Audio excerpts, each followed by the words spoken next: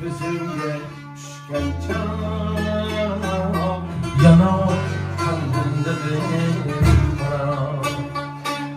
dolup güz geçmem her yan gene gönlüm düşür dolup güz geçmem her yan gene gönlüm düşür bahar heyran cemalinde harar emme kamalinde bahar heyran cemalinde harar emme kamalinde senin şiirin makalinde yüreğim her şiirin makam sürer ben daima başta.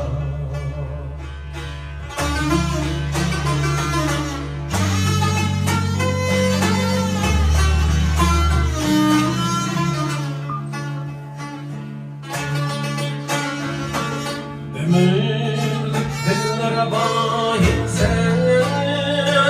Kirişten şaplıgan sen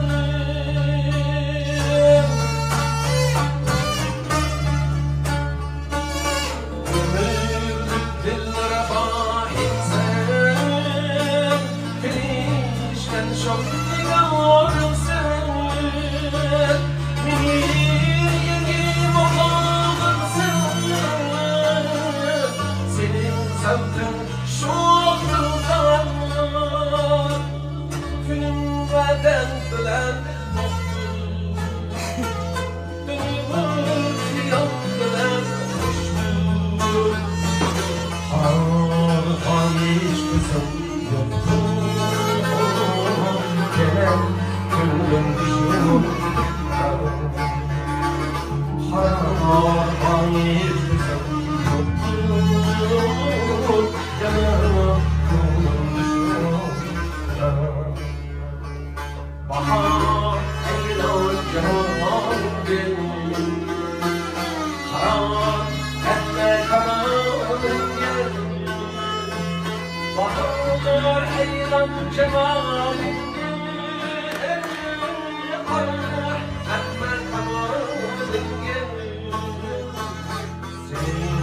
şiirin makalinde yüreğim ben daima senin şiirin makamında sürer ben daima başta sürer ben daima başta sürer ben daima başta